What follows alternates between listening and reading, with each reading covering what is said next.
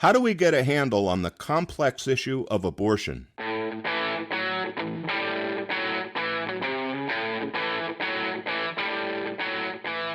Welcome to the Hub for Important Ideas. I'm Steve James. And I'm Ken Swain. In this episode, we discuss the abortion issue, both the pro-choice and anti-abortion positions. Unfortunately, Ken wasn't in on the interview because he was recovering from oral surgery. How are you feeling, man? Well, better. Truth be told, I would like to be younger. Yeah, who wouldn't? And I'm trying not to lisp when I talk. An important attribute for a podcaster, not lisping. Indeed it is, and may I compliment you on your handling of this entire episode solo. You really didn't need me at all. Nonsense, absolute nonsense. You were sorely missed. And it's a much better dynamic with both of us, but thank you. Well, you're welcome.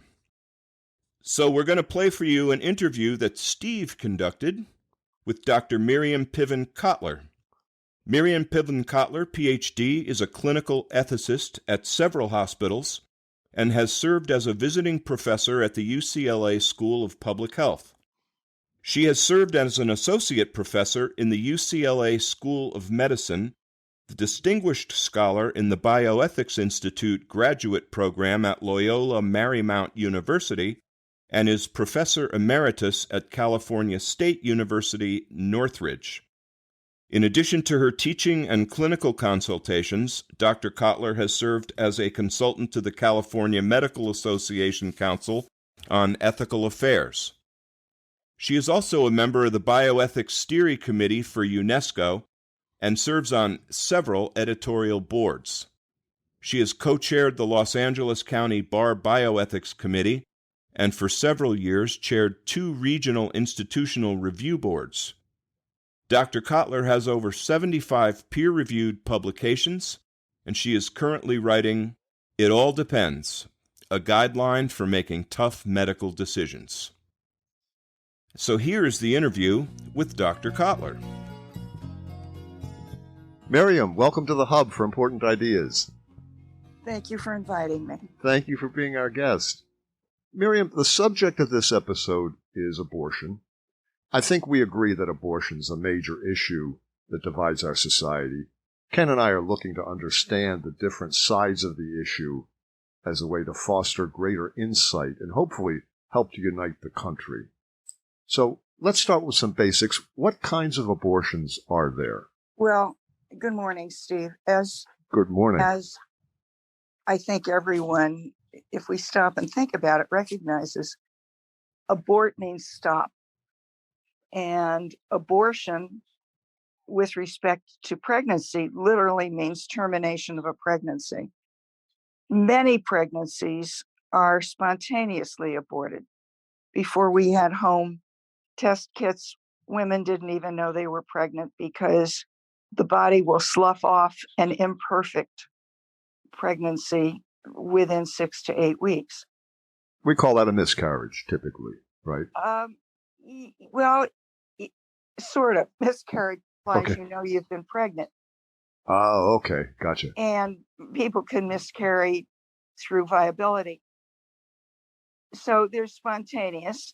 And then miscarriages later on typically, well, not typically, but may end in a therapeutic abortion, which is the second kind. And that is that sometimes the pregnancy is not going well, the fetus is not going to make it, the woman's life is at risk, etc. And those therapeutic abortions are different from an elective abortion, which is the kind I think you want to talk about this morning. An elective abortion is the decision on the part of a woman to terminate the pregnancy. But I think it's important for everyone to understand that abortions happen. They're normal, natural, part of pregnancy, part of being a woman who is sexually active. They happen. I'm sorry, I think choice of the word miscarriage reflects that differentiation that we want to make in our minds. The word abortion carries a significant amount of stigma. And so if we have a spontaneous abortion, we don't go around saying I had an abortion. We say I had a miscarriage because the word may be abhorrent to some. That's a great point. Yeah, of course, and words are important. So who typically gets an elective abortion? Typically, the woman is poor, more likely unmarried, although married women do get significant numbers of abortion, and they have been a mother before. Okay. That's really interesting. I never thought of that. Why wouldn't you? Typically, the woman has been a mother before, so she already has a child or two when she decides to have an abortion. Well, a significant number of abortions are triggered by poverty, which says, I cannot afford any more children. Yeah. And socioeconomic reasons are far and away the greatest cause. Are there long-term consequences, like affecting the ability to have a child later or anything like that? The research consistently says there's no impact on fecundity. With multiple abortions, it's somewhat uncertain. In certain countries, abortion is used as a means of birth control. And there we don't have good data, so we can't say for sure. But for women who have 2 or 3, the evidence is there's no impact on ability to have children in the future. And is there physical and psychological pain involved? Well, the physical pain may be nominal or non-existent depending on the woman, on the stage of pregnancy, on the kind of analgesics, and the type of procedure. The psychological pain is very significant in societies where it's not a means of birth control. The latest study I've seen was by Surgeon General Koop in the 1990s, and it's accompanied by severe psychological pain. But it's important to note that he and others have said that it is less than the pain described by women who have been forced to have children that they felt they should not or could not have. And that the psychological pain of getting pregnant unplanned or when there are problems with it is significant whether or not you terminate the pregnancy. And what about the morning after pill or the Plan B pill? I have not seen any data on that, but most women don't regard that as a true pregnancy. They regard it as a means of birth control. Okay. The morning after kind of has that in its name, but it is a form of abortion in that you probably have one of those home tests and you test it and you come up positive, and so you take the pill. As I said, there are no good data on it. As far as I know, it's not accompanied by the same kinds of trauma. Sure. So what is the pro-abortion position? And just for everyone listening, my position is pro-abortion, but I try to stay as open as possible. And Ken and I are both, we're trying to understand the other position in every case, whether we would agree with it or not. But what is the pro-abortion in your understanding? Well, I think there are several pro-abortion positions. The fundamental one is that life begins at conception, that life is inviolate, that we cannot take a life, and therefore that abortion is a form of killing. That's the fundamental position. That's the fundamental anti-abortion position. Yes. Right. What's the pro-abortion position? Well, pro-abortion, first of all, I'm uncomfortable with the term. There's pro-choice, and then there's pro-abortion.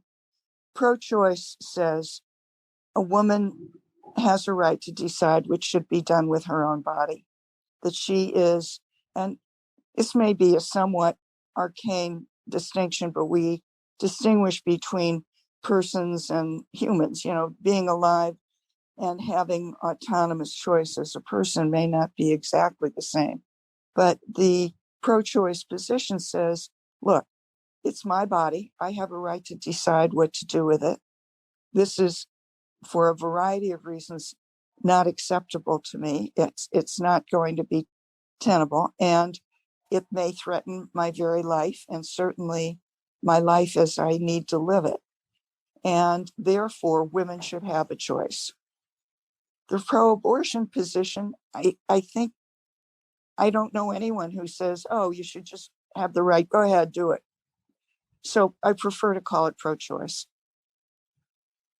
Okay. I personally have another reason to be pro-abortion.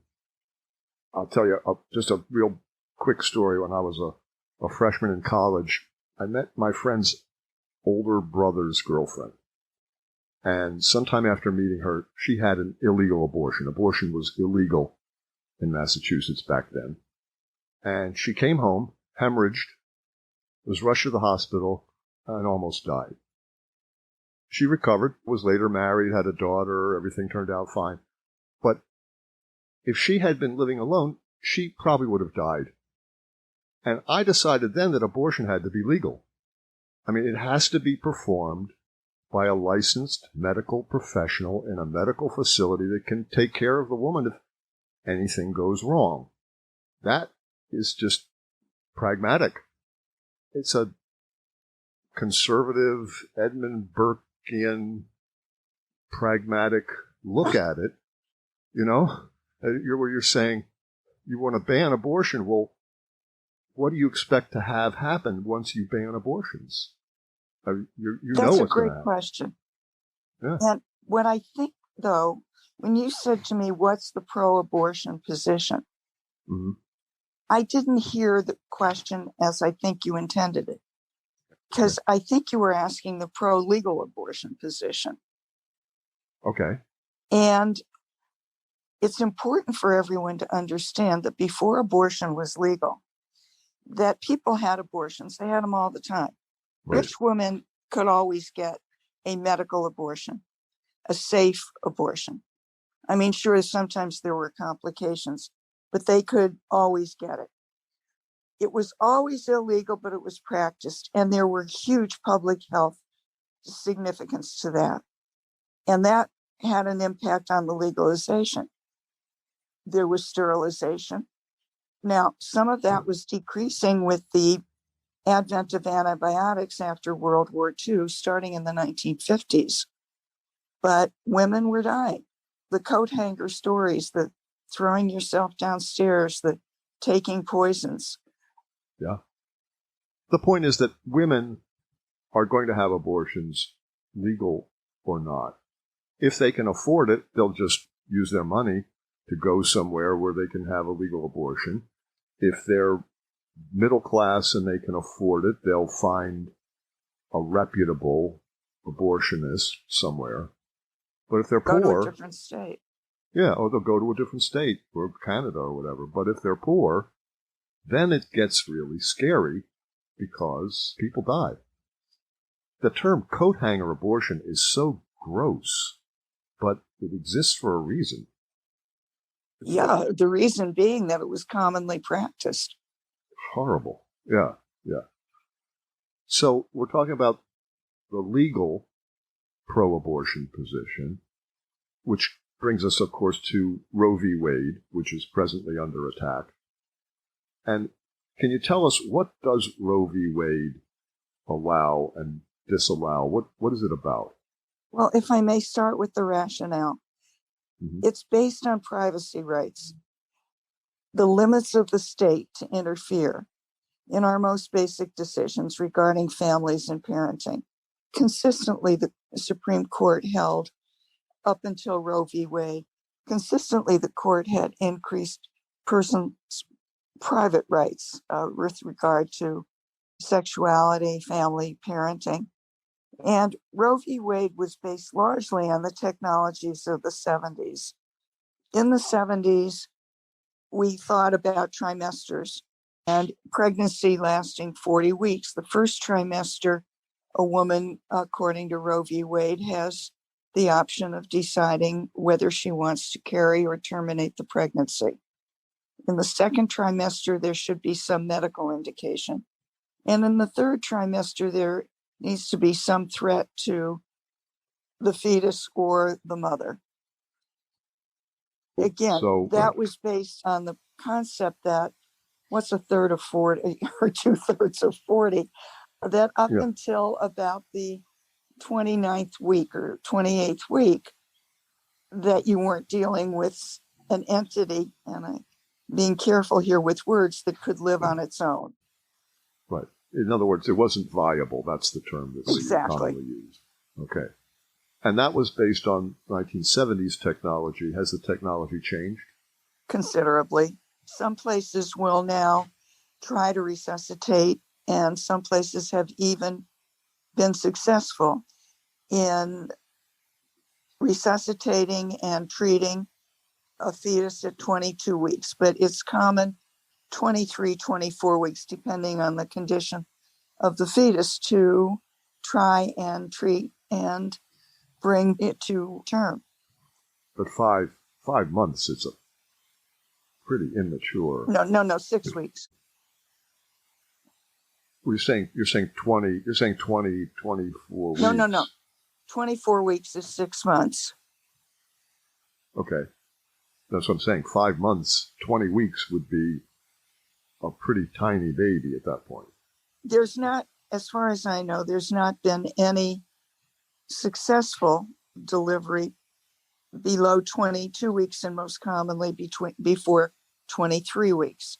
But it's Okay. important to note that neurologically, as well as with respect to the other organs and skin and things like that, the fetus isn't really developed. Neurologically, they say 27 weeks.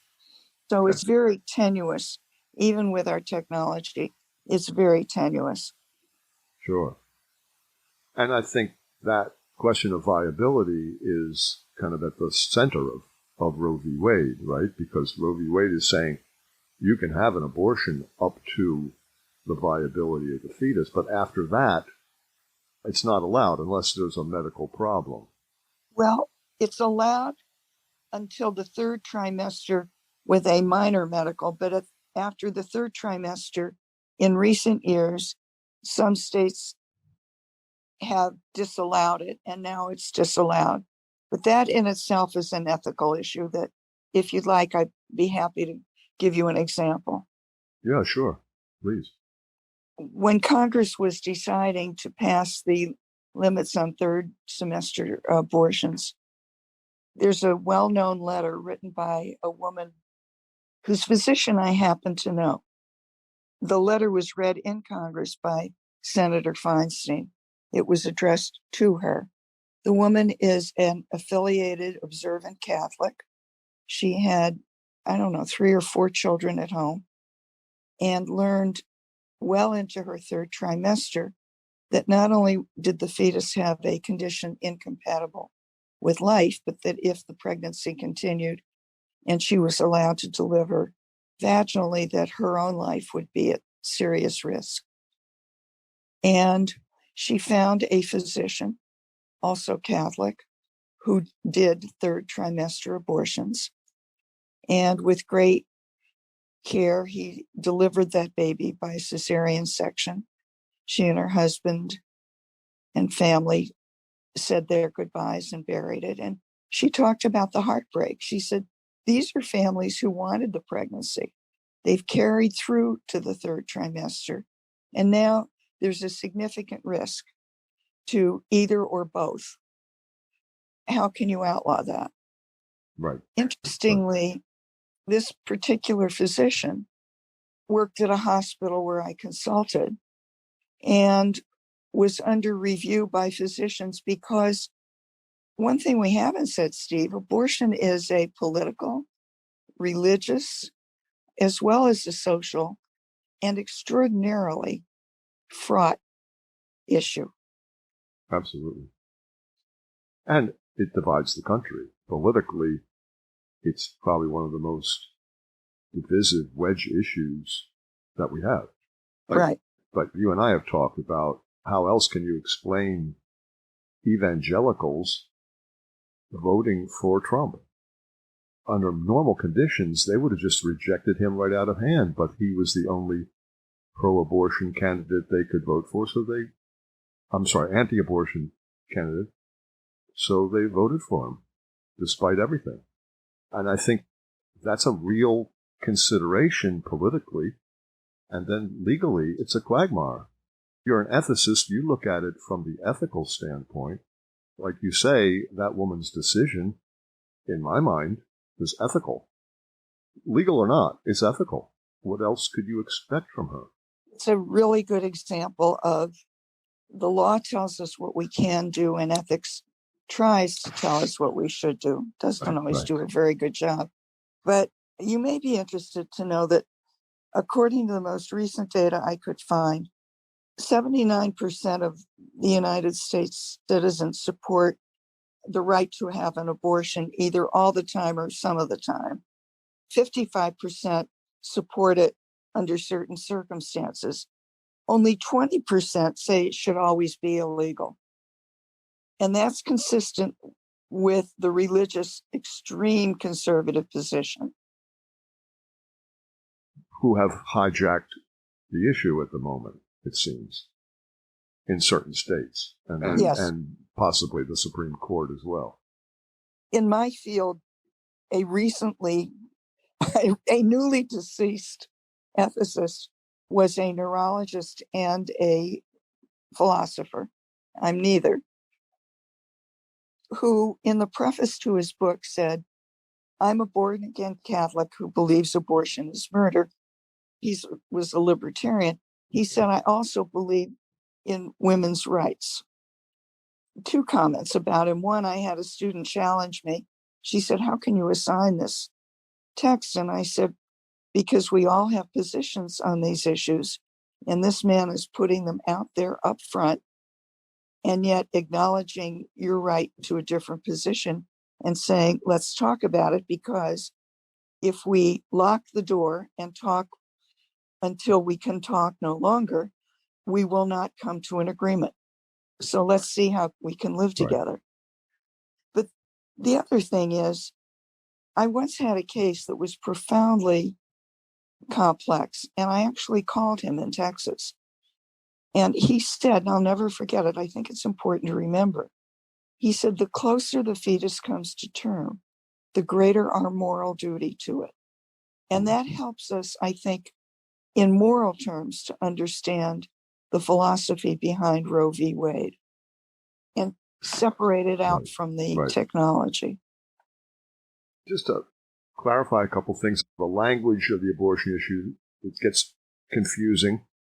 Some of the terms include, like you said, pro-life, pro-choice. I'm sorry, you said pro-choice. There's pro-life, reproductive rights, which always confuses me, access to abortion, reproductive health care, which to me that doesn't say anything about abortion, ending a pregnancy, partial birth abortion, which was a big to-do.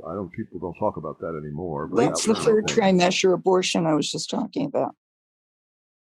But partial birth abortion, it's designed, the language is designed to say, wait a minute, what is this? The baby's half born and then you abort it? It's a ridiculous phrase to me. I don't disagree, but I think that it stems partly from one of the ways to do the procedure was to produce delivery medically. That is, give the woman something to force contractions, a non-surgical, and then deliver the baby, and I call it a baby here in this, with no intention to bring it to life. That's a little bit beyond me. And it's more graphic than you want to be. Yeah, okay. But to me, when you say pro-choice versus pro-life, I consider those to be propaganda terms. Everybody is pro-choice. Do I want coffee or tea? I'm pro-choice. And everybody is pro-life. Do you want to live or die? I'd rather live. To me, those terms were invented for political reasons. So we could have arguments that go nowhere. How dare you make this choice? And how dare you take this life? I don't buy it. To me, pro-abortion, anti-abortion, it's plain, it's clear. Am I wrong? I know you prefer pro-choice. I prefer pro-choice to abortion, to have an abortion, because pro-abortion sounds to me it's less nuanced, and it doesn't adequately, for me, describe the respect that one needs to have for the procedure. I think it is a very serious decision that women make. And that sounds trivializing it. It is an emotionally driven decision to keep it or to not keep it. Whichever way you go, it's fraught with all kinds of issues. We haven't talked about the feminist argument, the rights of the male, any of those other arguments. A woman who knows that she is potentially able to bring something already in her body to term and to life. As I said, unless she's living in a society where this is a means of birth control, has to pause, usually. Incest or rape is probably a lot easier, but it is an important decision in someone's life.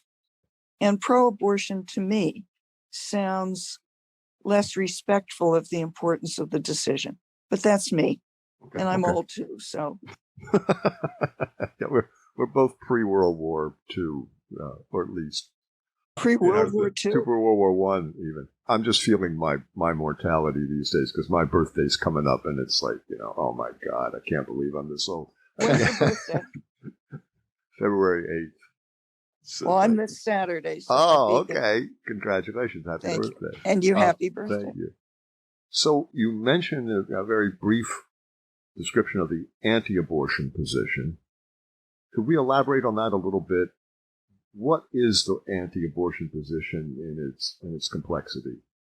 I don't think that there's a single coherent anti-abortion issue. As I mentioned, there are the religious issues. Life begins at conception, and it's a killing. It's a form of killing. At the moment, you can tell where my prejudices are. What else is there? Well, there's the whole conversation about the potential to become a human being. Oh, right? Well, you want me to talk about that? Yeah. And it's what I was including. I'm sorry. I was including that in the life begins at conception. Okay. But then the whole question of an immortal soul, which I don't necessarily believe, but that most people believe. Those are part of it. If life, I'm sorry, you want the implications of life begins at conception. Sure. Okay. Implications of that are that A, we do have an immortal soul and that it is a sin. The other is that there is a potential life there and you have no right to take a potential life. Now, the counter argument to that is you have potentiality versus the rational existing person for whom you are asking 40 weeks, of whom you're asking 40 weeks. You're asking lifelong responsibility for the care, financially, emotionally, every other way, of another human being. You're insisting that they bring a human being into the world to relate to an existing family when they don't have the means to do so, etc. But trying to understand the other side, and having been raised Catholic and 16 years of Catholic education, the whole concept of an immortal soul, everybody uses the word soul to mean different things, but that's a commonplace. I completely dispute the whole potential thing. I mean, could potentially be the next Hitler. Who knows? Potential. But if you believe that there is such a thing as an immortal soul, then you have to pay attention to that argument, because if you say a woman has a right to choose, and the other side is saying abortion is murder, so what you're saying to them, in their mind, is a woman has a right to commit murder. Exactly. Which of course most people would just reject out of hand, unless it's, self-defense or something. You say, okay, if the fetus is threatening the woman, then you say, oh yeah, okay, that's self-preservation, yes. But if the fetus is not, you don't have the choice available to you to take that life. That's why the two sides can't agree, because they're not talking about the same thing at all. You're absolutely right. Okay. The word murder is different from killing. Agree. Yeah. Okay. It's a value-laden charge to say you're committing murder. And that charge is leveled by those who believe abortion is always wrong. And it's very important to be aware of that. But what you've identified, in my mind, is the reason that this is a true ethical dilemma and why the law isn't solving it, and it's not going to solve it. In other words, under Roe v. Wade, almost 80% of us thought that that was a fair compromise, that it was a reasonable way to respect women's rights to make a choice until you have a viable fetus, and that then it has to be recognized as a more significant act. For the 20% who say it's always wrong, as long as it's potentially available, you're not going to get them to agree. That's why it remains an ethical dilemma. So what we're really talking about, it seems to me, is not, when you started this conversation, you said help unite the country. And I think that that's a very optimistic, but sorry, unrealistic. It's an aspiration. It's not a plan. How are Ken and I going to unite the country? But I mean, it is our intent, our goal is to present things into public discourse that could potentially help unite the country. It's an aspiration. Exactly. And, in my work, I've learned to deal with the conflicts that aren't going to get resolved. They're heartbreaking. Right. There's a wonderful book written by Peggy Batten called The Least Worst Death. There are situations in which, for example, you're not going to get families to agree. You're not going to have an outcome that anyone is happy with. And consensus is a myth. Right. So what you're looking for is the answer that is least destructive, is most respectful, where you can negotiate in peace. And let me point out, who are the people who are not being peaceful in this conversation? That we're killing people at abortion clinics and shooting and killing doctors who perform legal abortions. People who are always against abortion are always in favor of capital punishment. You're right. Pro-life is bogus. You're pro-gun, you're pro-capital punishment, you're pro-life. And you're not in favor of supporting this child once it's born. How are you pro-life if you say you're on your own, kid, with a mother that doesn't want you? Good luck with your life. Or a mother who didn't want you but is trying desperately to work 2 or 3 jobs, support you, and just can't do it. And that's what happens. There is no connection between being poor, not feeling you can afford that other child, having it, and then taking care of it or not taking care of it. Folks, we've been talking with clinical bioethicist Miriam Piven Cotler. We're going to take a short break. Don't go anywhere. We'll be right back.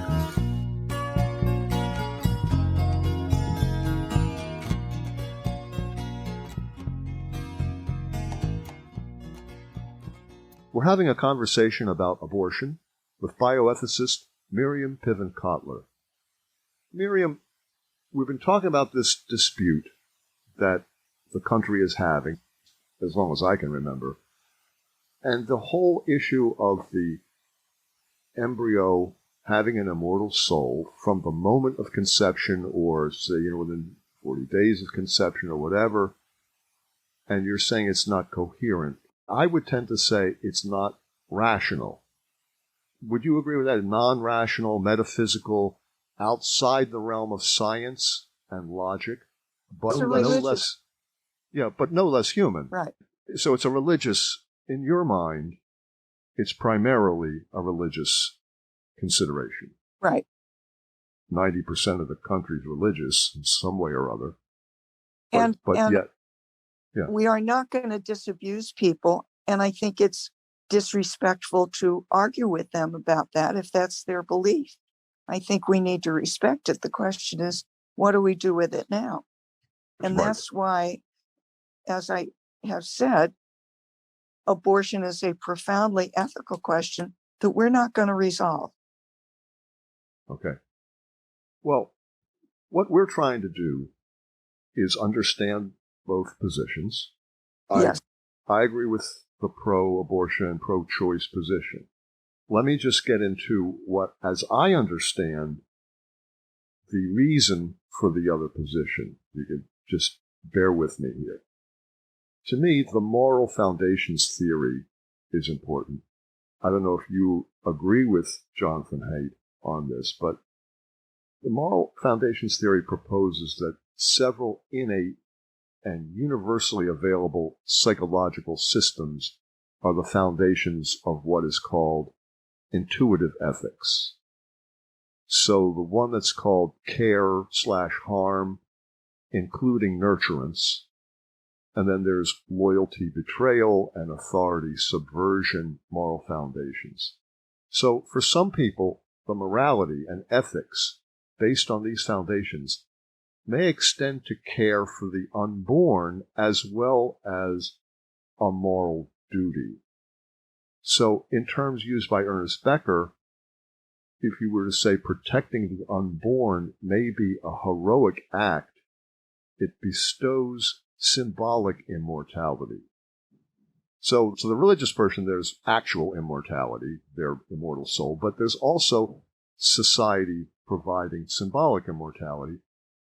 The problem with abortion is it effectively strips the clergy and the community leaders of their ability to fulfill their moral, in their minds, the moral obligation to protect the unborn, which in their view turns them into helpless bystanders as this innocent unborn child is, as they would say, murdered.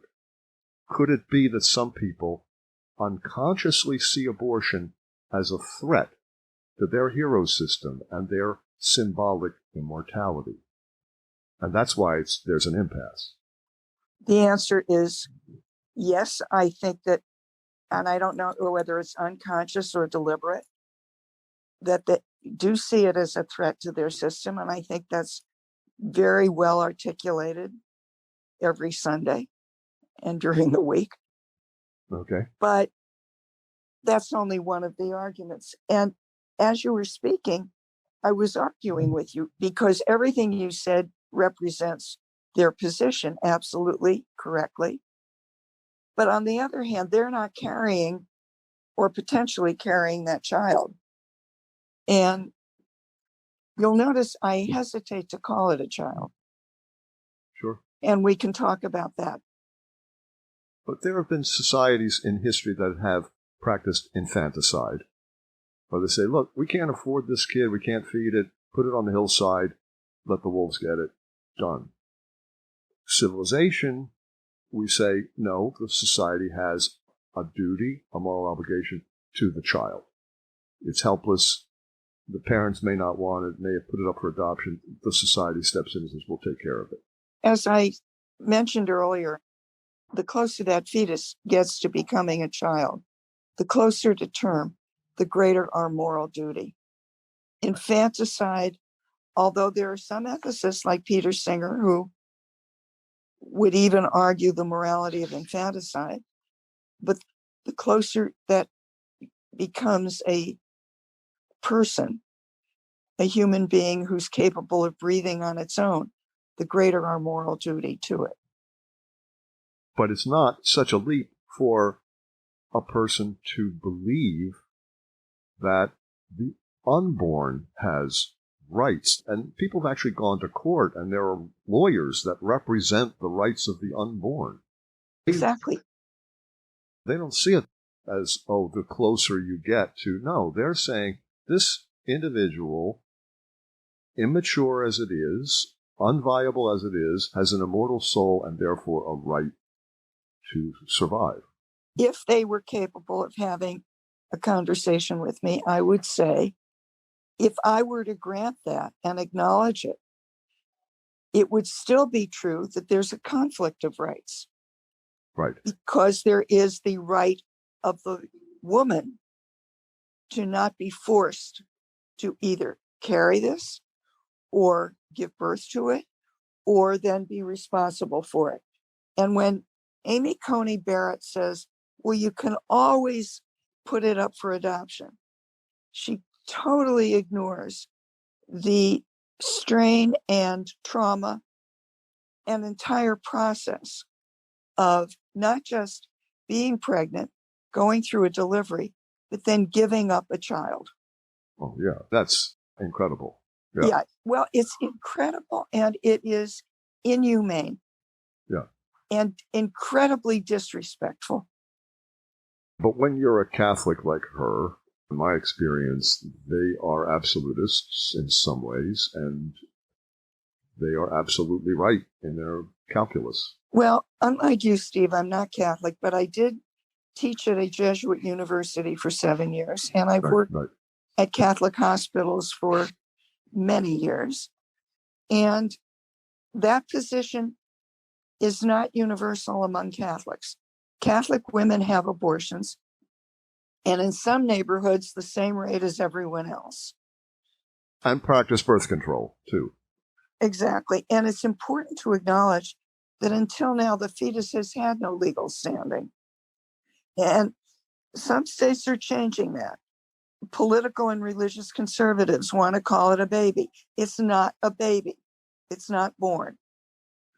And the question of when a clump of cells becomes an embryo, becomes a fetus, becomes a baby, was thought very carefully in crafting Roe v. Wade. And the technology may have moved the time back, but the fundamental process hasn't changed. Okay, now this embryo, clump of cells, embryo becomes a fetus, it's a living thing. A sperm is a living thing. It swims. Ugh. Go ahead. I'm not granting it. I'm listening. Okay. But in other words, the anti-abortionists say this is murder. And you reject that, and I do too. But it's abortion... inaccurate because murder has malintent. Absolutely. But abortion is killing. It's killing an embryo.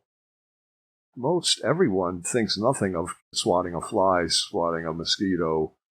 The carnivores among us eat chickens and pigs and cows that somebody has to kill to get them into your supermarket.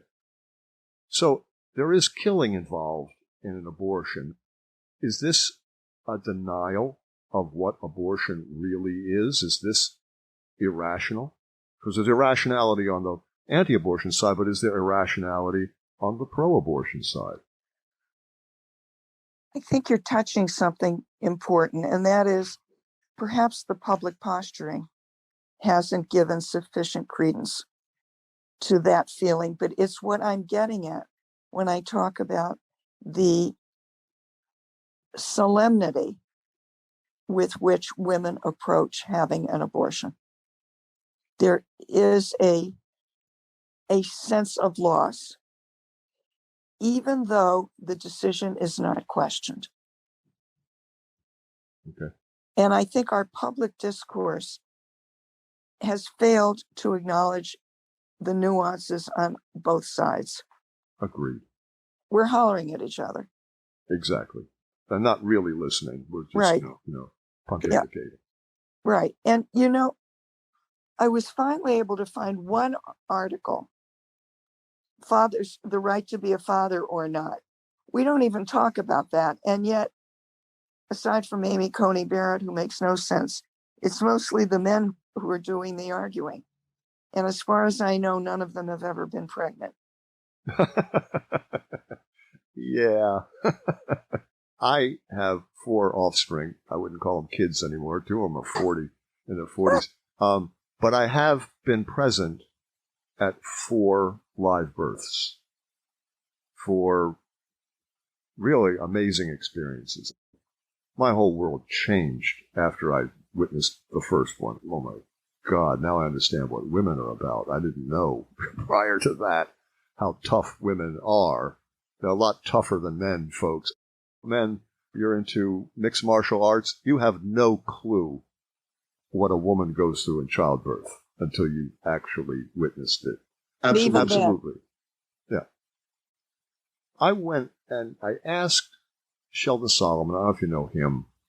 I also approached Jamie Arndt. These are experts in terror management theory research. And I asked them if any research had been done on abortion. They said they didn't know of any. It's worth studying to learn if an anti-abortion person, when asked to reflect on abortion, not themselves having an abortion, just abortion in general, they have higher what is called death thought accessibility. In other words, they react as though someone asked them to think about dying. And so the question is, does it make sense that being reminded of their mortality by thinking of abortion would stimulate an unconscious higher level of defense of their worldview and increase their conscious opposition to abortion as they try to defend against that death anxiety?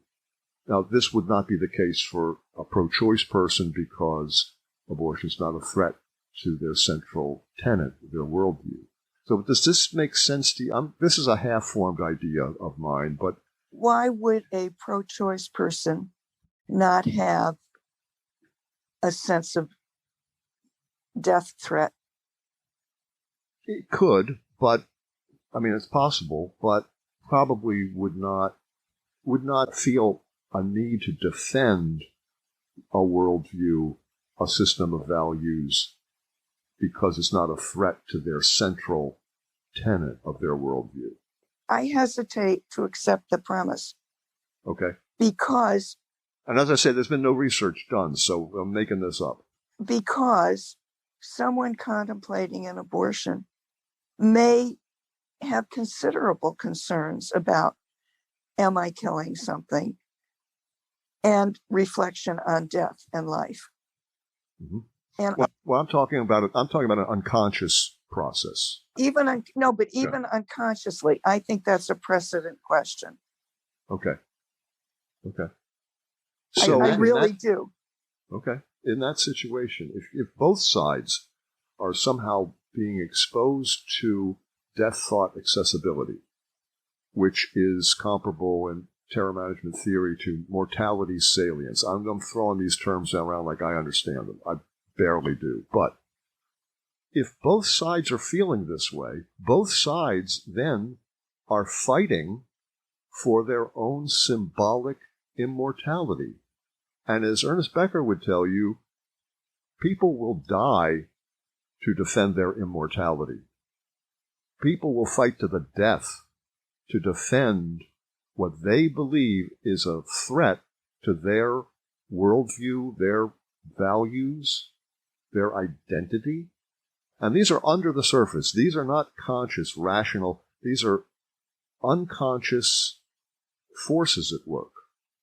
And in that situation, you can be talking about pro-choice and immortal souls and blah, blah, blah, and never get to what's really going on within the psyche of the person you're conversing with.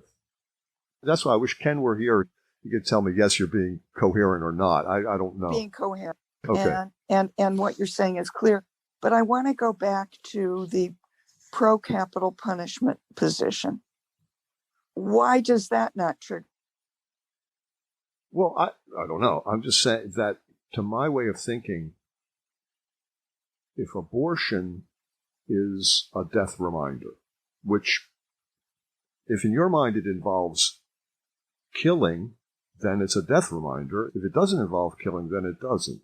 But also, if abortion is tapping your moral foundation, protecting the unborn, whatever, and then someone's saying, but Roe v. Wade has decided that you can't do that, you're feeling a threat to your value system.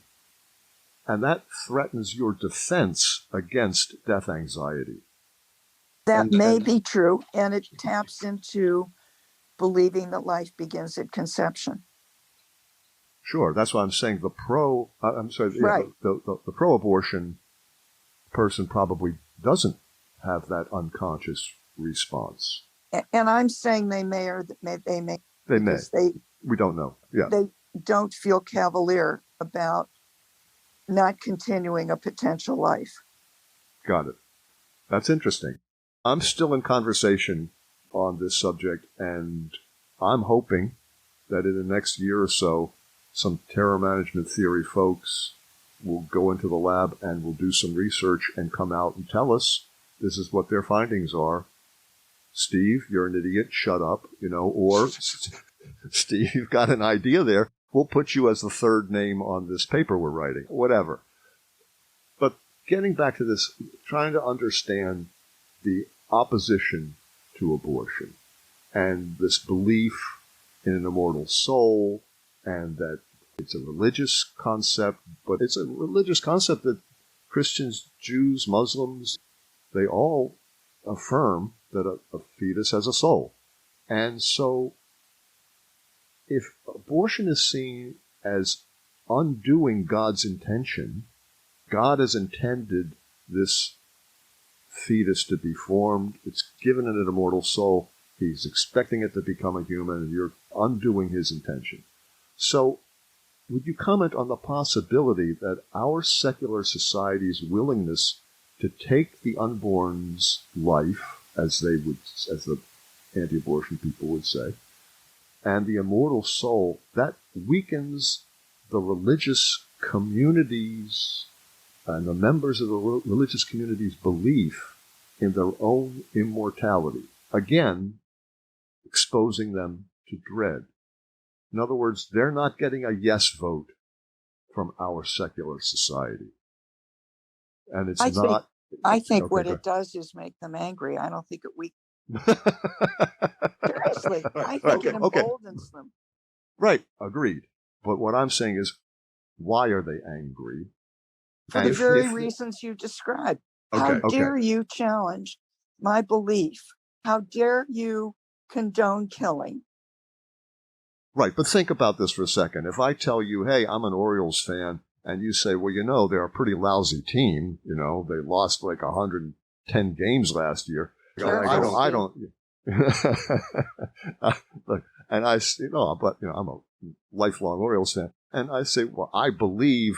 Well, I mean, what does my belief in the Orioles' future success mean? You're not threatening my defense against death anxiety. You're not threatening my symbolic immortality unless I was a raving lunatic Orioles fan. We're not talking here about just, an affront to my position. You're talking about death. Right. You're talking about symbolic death. You're talking about the defense against death anxiety that may be at the heart of this whole thing. Yes. Okay. So in that case, how should pro-abortion activists respond to this impasse? You're not going to convince anybody. That's my point. Okay, good. That's precisely my point. Okay. And I think the answer to your question about can we unite the country is no. Okay.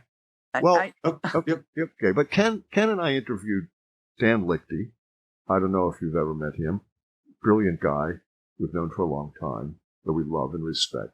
And he said, look, Roe v. Wade is a compromise, as you said. And I love the word compromise in this case, because the two positions, they're diametrically opposed.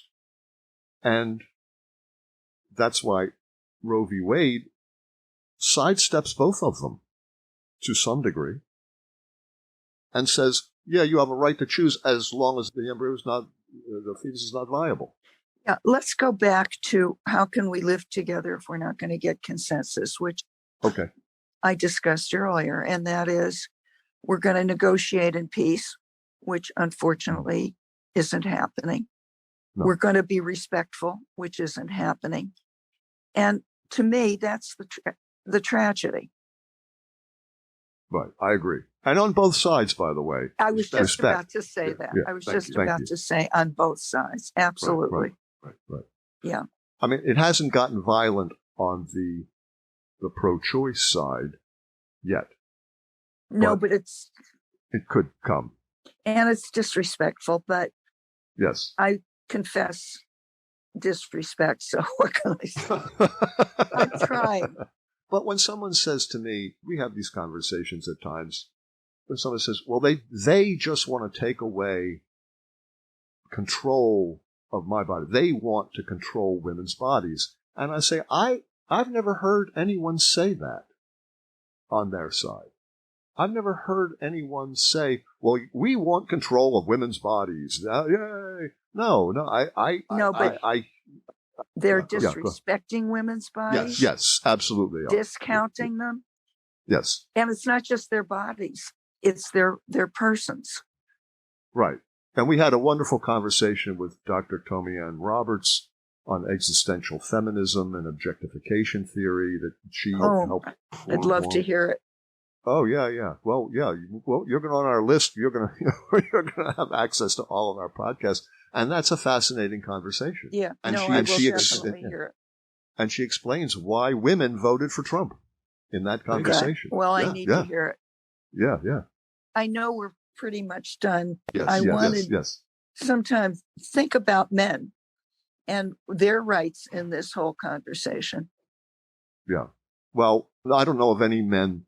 I don't know of anywhere where someone says we have the right to your body.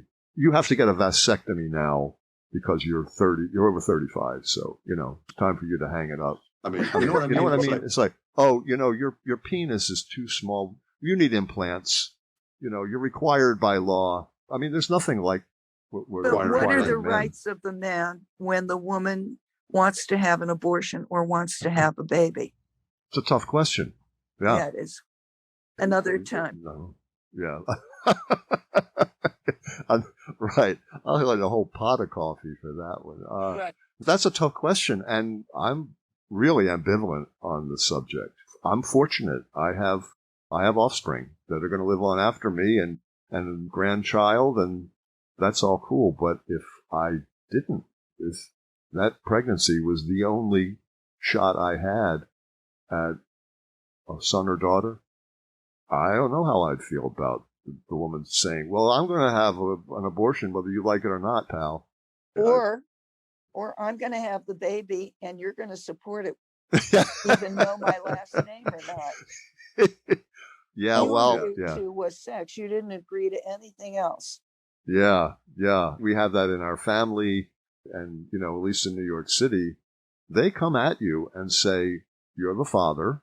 You can contest it, but we'll do a DNA test, and you're the father, and now you have to contribute to the support of this child. And if you don't do it, you go to jail. Well, Steve, I hope at some time you and Ken will talk about what is a mother and what is a father. Oh, wow. Wow. Never thought of that. Well, that's an amazing question.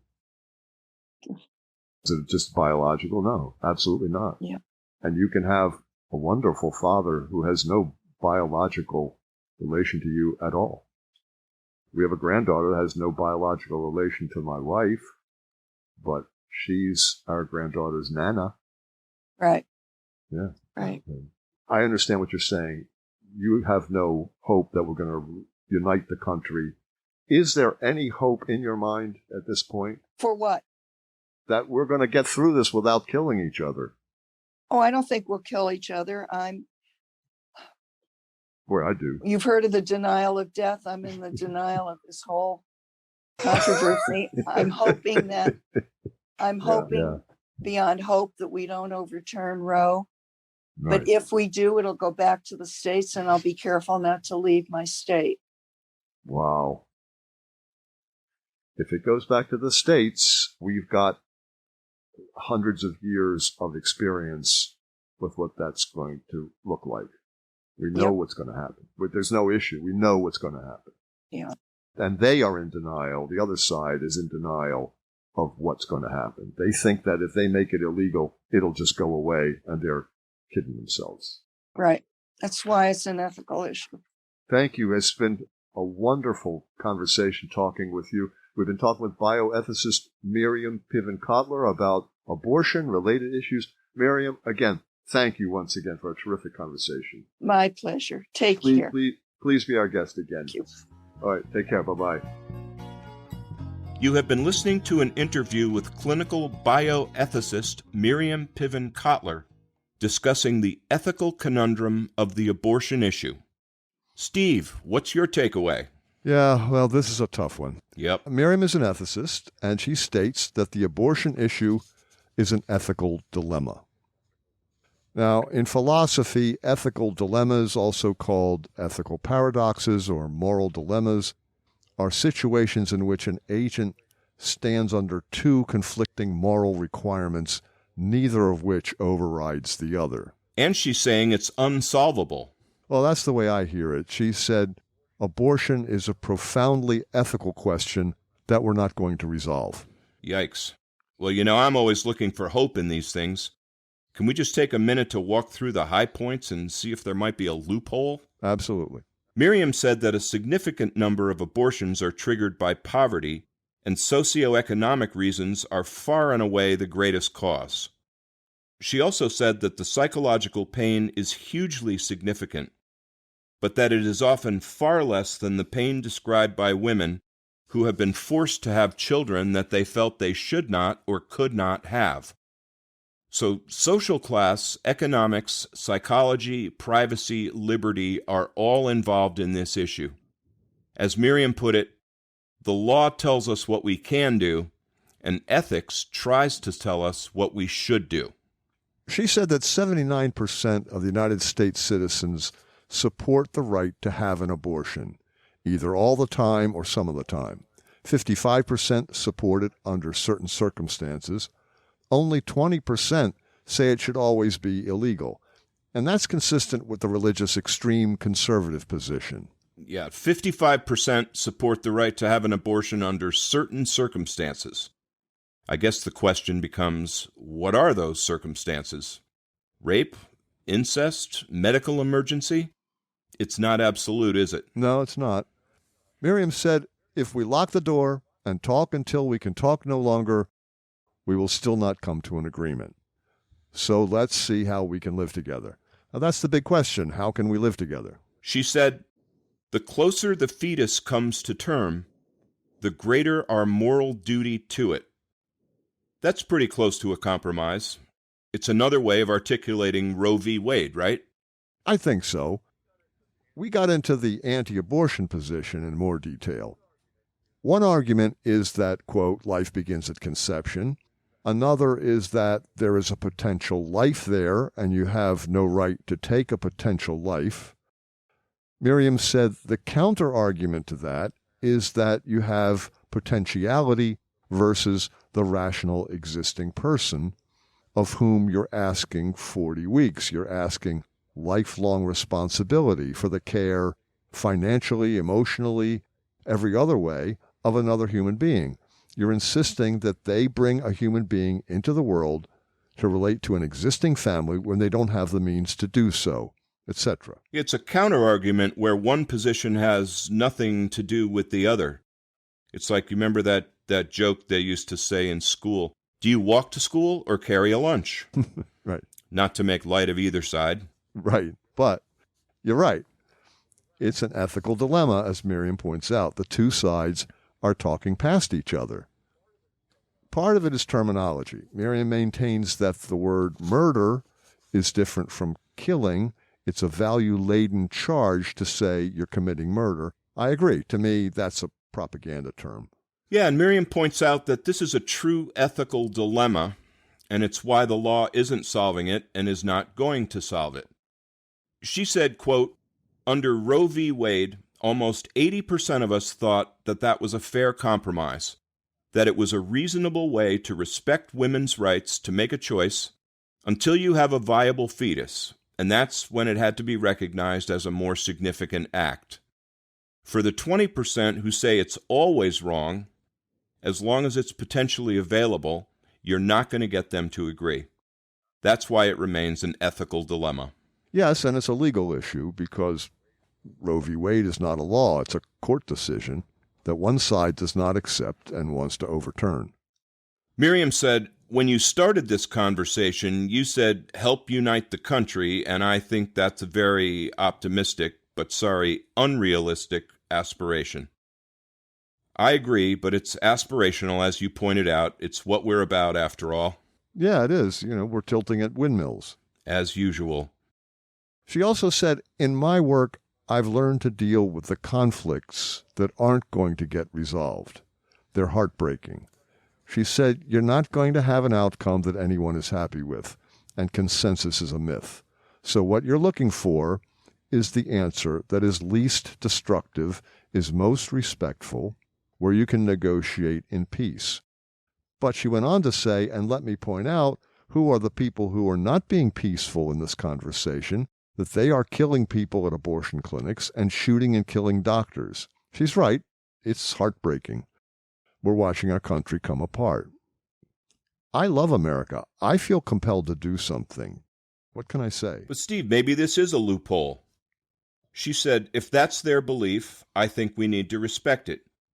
You asked, could it be that some people unconsciously see abortion as a threat to their hero system and their symbolic immortality, and that's why there's an impasse? She said, the answer is yes. She added, I think that, I don't know whether it's unconscious or deliberate. They do see it as a threat to their system. But she added, it would still be true that there's a conflict of rights. She emphasized that there's the right of the woman not to be forced to either maintain a pregnancy or give birth, or then be responsible for the baby after it's born. She did agree about the public posturing not giving sufficient credence to the fact that abortion does involve killing something. She said that's what she's getting at when she talks about the solemnity with which women approach having an abortion. There is a sense of loss. She notes that our public discourse has failed to acknowledge the nuances on both sides. As she says, we're hollering at each other. I couldn't agree more. Yeah, it seems to be what we do. We ended up talking about hope, as we often do. It comes down to, how can we live together if we're not going to get consensus? Miriam said, we're going to negotiate in peace, which unfortunately isn't happening. We're going to be respectful, which isn't happening, and that's the tragedy on both sides. I love this line. She said, you've heard of the denial of death? I'm in the denial of this whole controversy. Yeah, right. She said, I'm hoping beyond hope that we don't overturn Roe, but if we do, it'll go back to the states, and I'll be careful not to leave my state. Well, that's right. I can't disagree with her. We're in denial on both sides. I just keep hanging on to possible solutions, not that you and I are going to unite the country and save the world. You think? We're not? Well, we're not done yet. We have a few more podcast episodes ahead of us. You mean we might have some more important ideas? Well, at least they'll be important to us. Right. So thank you, Miriam, for an outstanding, thought-provoking conversation. Folks, join us next time. Like us on Facebook. Please recommend us to your friends. You can find us at www.thehubforimportantideas.com. And support us on Patreon at www.patreon.com/thehubimportantideas. We are 100% listener supported. And please check out our documentary video series, Conversations with Solomon, Exploring Human Motivation, now on YouTube. Thank you for listening to The Hub for Important Ideas. I'm Steve James. And I'm Ken Swain. Stay safe, everybody. Stay well. This has been a Contemporary Heroism Initiative production.